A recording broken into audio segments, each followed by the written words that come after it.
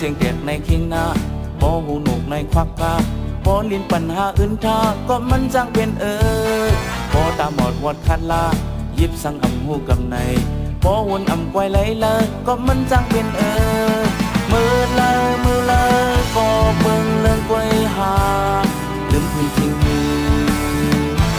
มังปอกมังเลยเหมือนเบิ่งแลดไว้ลือสองหัวหู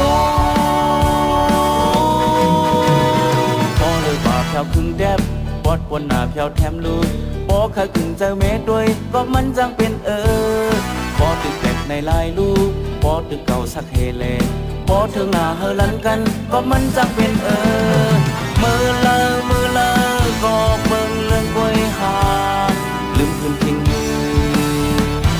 มังปอกมังเลยเหมือนเบิ่งเลือดไว้ลูกจ้องหัวหู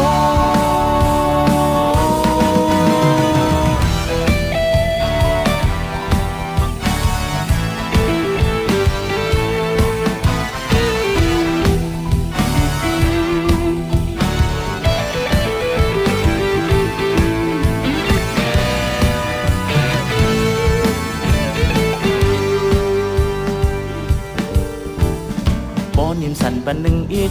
ควันเก่าหน้ายอกงำลาปอดีแดกในกับลูกก็มันจังเป็นปอเจ้าหน้าเพียวทาตุยตกลื่นหลังแต่เน็ดลา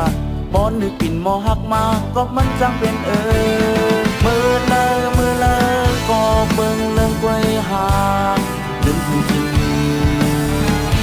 มังบอกมังเลยเหมือนเบิ่งแลดไว้ลูกจ้องหัวหู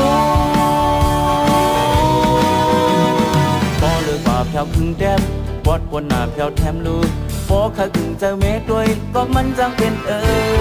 พอตึกแตกในลายลูกพอตึกเก่าสักเฮเลพอถึงหน้าเฮลันกันก็มันจังเป็นมือเลย